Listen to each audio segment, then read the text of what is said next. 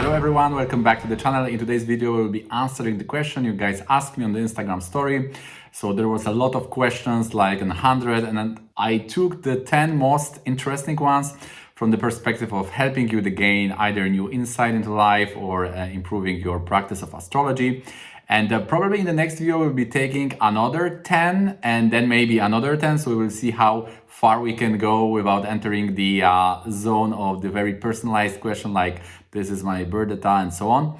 And so we are doing that because the series becomes very popular, and it shows you guys really love this. So if you guys enjoyed this video, please hit the like button, and if you'd like to be notified about similar videos in the future, please click the subscribe button with the bell notification on. So without further ado, let's jump right into the video. So the first question was how to chant the mantra with bhakti. Bhakti means devotion, and how we can do that, how we can gain the bhakti. So as you know, in Vedic astrology, we not only are deterministic, we don't only say, okay, this is the karma, this is your fate, but we also have the means to make it better. And these are various mantra, tantra, and yantra. They are basically these three ways to increase or to change our fate, we could call it. Of course, we can also change by various changes of lifestyle or our choices.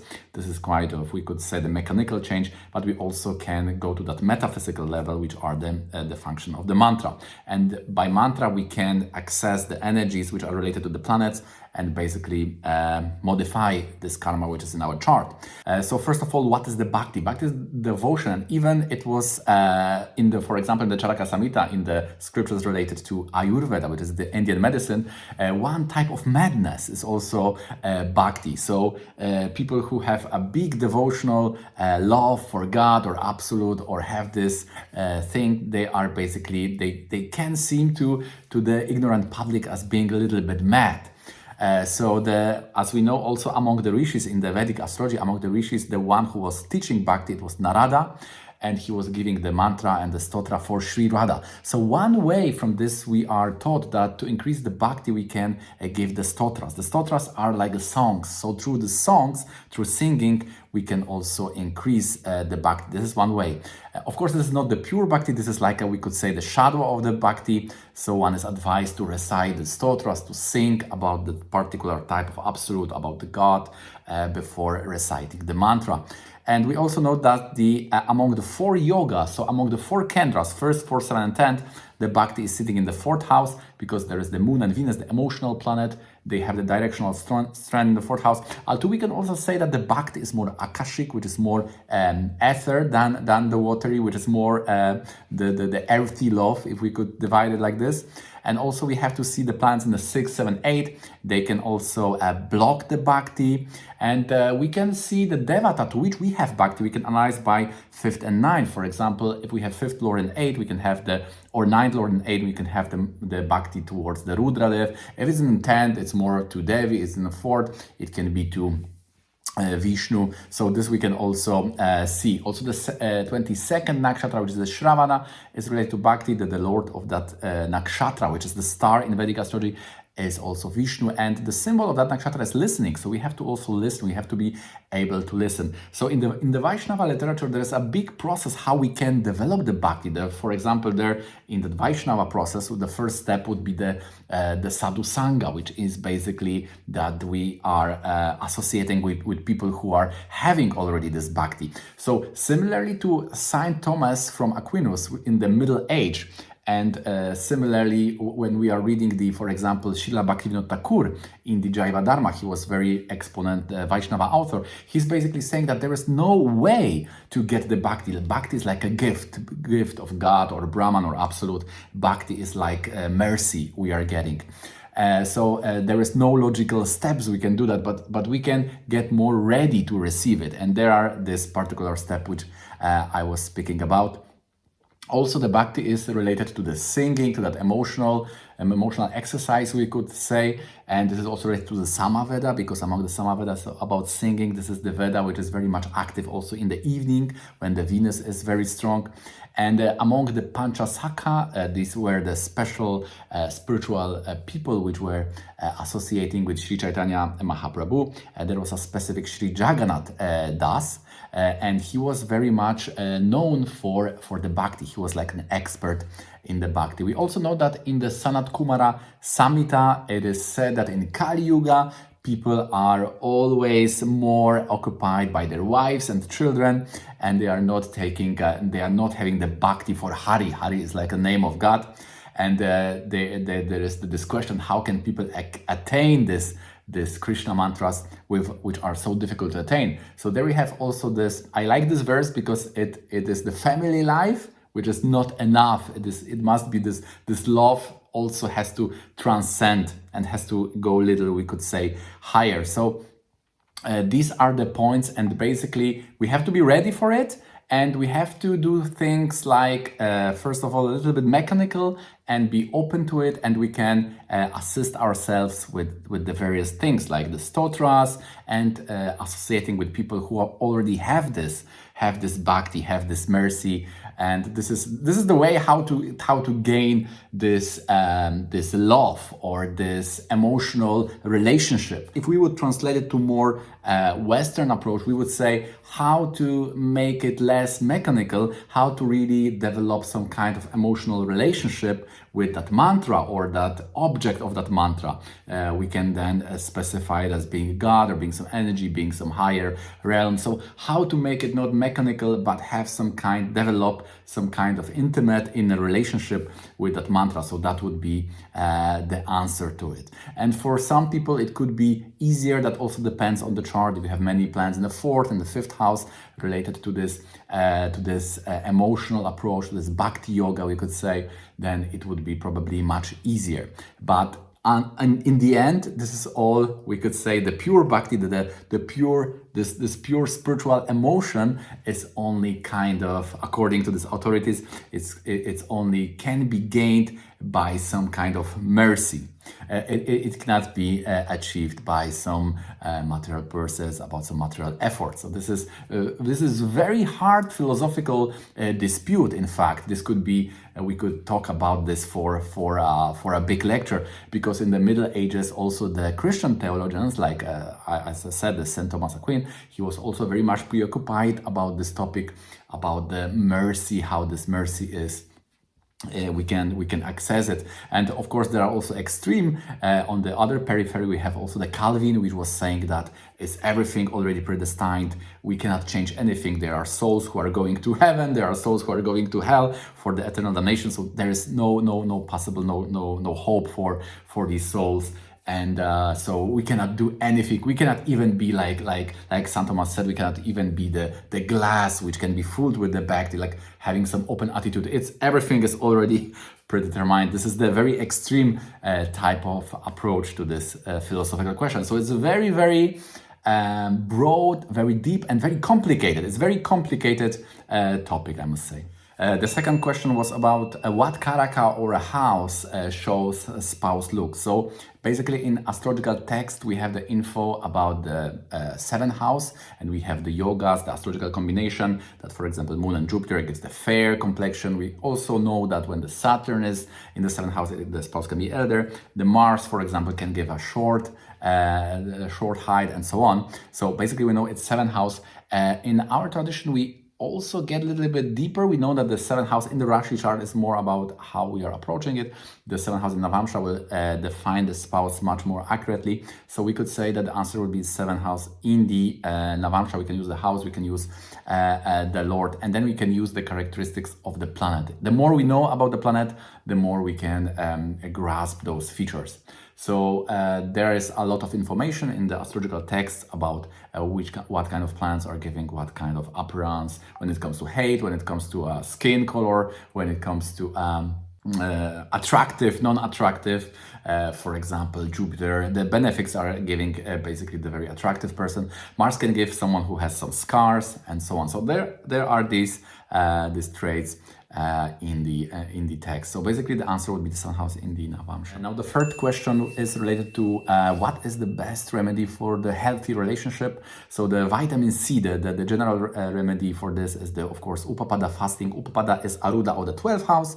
This is the special point. The abbreviation is UL. You can find it in every Vedic astrology software like Jagannath Hora or Sri Jyotistar. And the specifics would be to find the dosha in the chart related to that relation. So it's the dosha, which is the affliction. in the chart, in our chart, could be on the soul level or mind level, and we apply the benefic. We see which good planet, the good planet is benefic, which good planet is influencing it, and we can apply this lifestyle choices or the mantras related to that benefic, and that will, then we can impact this karma positively. So that would specifically be related to the chart. For example, first you have to check what kind of affliction is there. Is there a curse? Are there malefics, for example, hitting the Venus or the seventh lord? And then you can locate it and using the benefics, which is the having influence. For example, if Jupiter is having the influence, we know that we can use the Jupiter means, like getting some knowledge, for example, or when it comes to devatas, it would be Shiva. And then suddenly you see that the Shiva mantras are repairing this relationship karma, but only for that specific chart, only for that combination. So I would have that we have to remedy the malefics who want to aggravate the position of the related to relationship in our chart. And this could then find the benefics, and we can influence it by our actions, our spouse actions, or the third person, or also it can be fate, like for example there may be some ailings, someone can be ill, and so on. So in this way we are approaching this question. So the fourth question is, what is dasha and mahadasha? So basically we have a dasha and gochara. Dasha is the planetary period and the gochara is the transit, right? And in the dasha we have the mahadasha, which is the main period. So we know we have the combination of planets in the chart. Now luckily, based on the birth, we also have the access to knowledge in which time the planet is activated. So for example, Venus has 20 years, Sun has 6 years, Moon is 10, Mars is 7, so on. And then if you know in which period you are, you can evaluate how this one planet is activating the various places in your chart. How is it good for work? Is it good for health? Is it good for relationship? And so on. And the mahadasha would be the first generic big period. And because we then, to be more accurate, because like Venus, you can guess it's 20 years of time, so it's hard to use it for accurate prediction. So then we are dividing this big chunk of dasha to 9 parts, and then we have like Venus, Venus, Sun, Venus, Moon, Venus, Mars, Venus, Rahu, Venus, Jupiter, and so on. And the second period, the sub period, is then called antardasha. So we have then the mahadasha, which is the big period, and then we have the antardasha, which is the sub. Now the next interesting question is what to use for gochara, Lagna, which is the ascendant, or the moon sign. So we can use all points. The most effective for the purpose, I guess you were asking, would be the Arudhalagna and the moon. And you can also take the moon in the Navamsha chart, seen in the Rasi as the reference point. And among the transits, I would say the most valuable will be the Kendra to Arudhalagna. So you can see first 4, 7, 10, this is a very good period. Then you can see the nodes, which is the Rahu and Ketu from the Aruda. For example, if a Rahu is in the first 5 and 9, then it gives the Boga period, which is the material prosperity. For Ketu, it's more spiritual doors are more open. And then, of course, the Saturn Gochara, the Saturn transits are very, very important. Then we have the Sadashati and the Kantakshani. So the Sadashati is when the moon is into the Saturn is in the 12th, 1st or 2nd from the moon. And we take as a reference point the sign, the Navamsha moon sign seen in the Rasi chart. And then we see the Saturn transit in the Rasi chart, how if it's activating those points. Then it's kind of change. The Sadashati basically shows change. So in this way, we can use these transits. So basically the Arudhalagna would be the very basic and very effective reference points when we see this, when we are evaluating the effects of gochara, of transit. Next question is there any relationship between the twin flames, which I get to know is a soulmates, and astrology? And the soulmates basically are people either from the past life or a people we are very much connected on a very deep level. So we can find those people when there are nodes involved, like we have nodes in the first 7 Navamsha, then we can say we are from past life, very much connected to our spouse. That could be spouse from our past life. We can also see that in the Shastyamsa, in the past life chart. There is a special chart called Shastyamsa. So for that, we are using the nodes basically and Shastyamsa chart. Navamsha would also be quite important because the Navamsha has a very much connection to our past. Whilst when we are talking about the soulmates in more popular understandings, then of course it has to be some kind of compatibility, right? So for example, for deep compatibility, we can combine Atma Karakas if the Atma Karaka is in Kendra. And on the other type, for example, good friendship, we can see if the Mercury is in Trikona. We can also see the moon position. So the similar factors which we are using for seeking a very good companionship for intimate relationship, we are using also for a friendship, for social circles, and so on. Next question would be where to see the career in the chart. And this is very, very big, very deep. This could be also one lecture, many lectures. This could be a whole course on that. So the career factors are distributed amongst a few points in the chart. And it's all about 10th house, where the sun is the highest. And sun basically wants achievement and visibility, reaching high. And the Surya and the Karaka for the 10th house is the Mercury, which shows how we get the skills to get there. Therefore, the 10th house is like a central point for these things. And then we have to take 10th house from many, many reference points. This will give us some information. For example, if we take 10 from Lagna, this is show basically more how we work. If we take 10 from Moon, it shows how the society is employing us in the work. So this can be a much better point to check what we are really doing. So the best is 10 from Moon. Then we can see Arudhalagna to understand in which segment of society we are working. We can see for Navamsha what is giving us the big wealth, which is the luck, and Dashamsa will show what is our exact responsibility within that context. So that would be the shortcut to navigate through these points. The next question is, how do we find where we meet our partners? And this is all about the karaka, because we are asking now about the fruit. Or where is the fruit in our world? We can say that we are manifesting it. Like we like to say, oh, let's manifest a relationship. Let's manifest wealth. It's kind of a popular idea. But if we observe closely, we will see that various people, they are having some patterns when it comes to starting a relationship. Like some people are getting relationship through friends, other are getting through work, other through some internet, through media, and so on. So if we have the planet, then if we find the planet, then we can use whatever we know about, like direction, distance, even the circumstance, even the people involved. So how to use it? We can see the seventh lord from Venus. The problem here is that we have to know on which relationship we are. So this is the big challenge for astrologer. How many relationships you already have? Do you have the second? Do you have three? And this is problematic because not every relationship will count, right? So now which relationship counts? So this becomes then a little bit problematic for people who have many relationships. Then we can use the Prashna chart, the horary astrology for that. The ninth question is about the Aruda. What is the difference between Jupiter related to Arudhalagna and Surya related to Arudhalagna? So Arudhalagna, what is it? In Vedic astrology, it shows how we are standing socially and how you are working with your resources.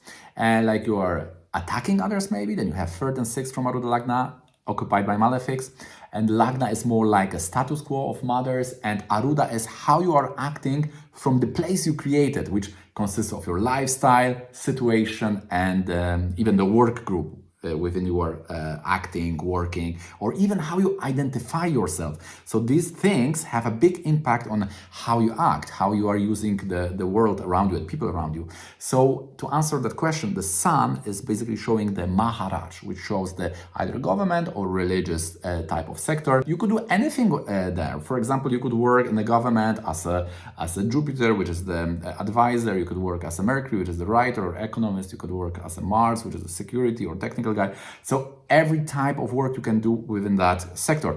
Now when Jupiter is on the Arudhalagna, it has to do more with academia or some project where you're basically teaching or educating others. So that would be answer to the question. Yes. So the last question, the 10th one, is about what Vedic astrology is thinking about the Uranus, Neptune, Pluton. So although the astronomy or Vedic astrology is taking into account much more objects, and we are also taking many other objects than Graha. We are using basically also the Upagrahas. So aprakasha grahas. So we are taking into account much more than the 9 so-called planets, which are called grahas. But the thing is, which planets are really karma controlling? And even in the Western, very traditional type of astrology, which is event-based, event-centered astrology, they are also not taking this trans-Saturnian planet, which is the Uranus, Neptune, and Pluton.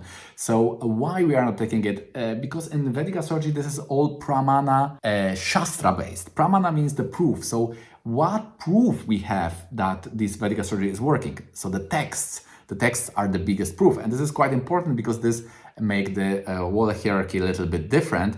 in which we are taking the holism of this knowledge very important. So for example, many complex patterns, many complex relationship between various objects of Vedic astrology would get disturbed if we include more than 9. So this number 9 is very important. It's closed. You cannot change it. For example, 9 times 12, the 9 planets times 12 signs, we get 108, which is very important spiritual topic. We have, for example, 108 main Upanishads. We have 108 gopis around Krishna, the main gopis.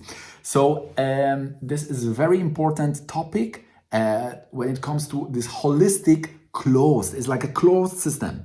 The Western system is more open and more research based. Open in the sense that the research and the anumana, which is experience, and the logic is very much taken into is high in the priority or in the hierarchy of pramana. Pramana is what we are taking.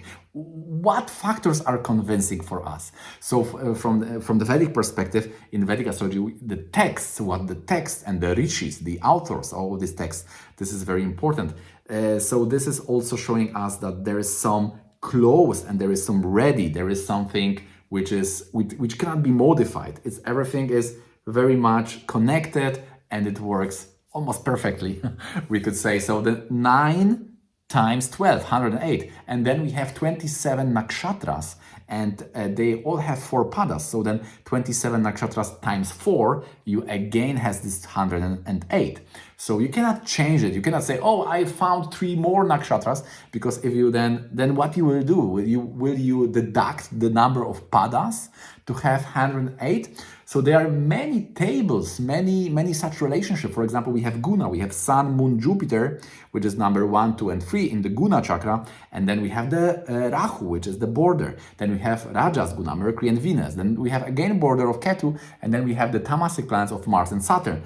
And then where is the Uranus, Neptune, Pluton? It's like when you are including these bodies, you are disturbing this holy order, we could say. So therefore, from this perspective, it's this number 9, that we have only 9 grahas. There cannot be less, there cannot be more. There is a strong logic to it, and this logic is basically, if you study deeper astrology, you will see how this is all forming the big chunks of knowledge, of everything is grouped and everything is connected.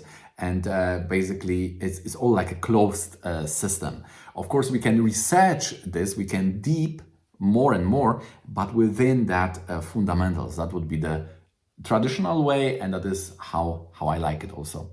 So thank you again, guys, for these questions from Instagram story. Probably I would, as I said, record again 10 and maybe again 10. So we will see how this will go. I hope this is giving you bigger insight and understanding. If you have any questions or any comments, you are always invited to comment below this video. So this brings me to the end of this presentation. I hope you find this informative and interesting. Subscribe for more, and see you in the next one.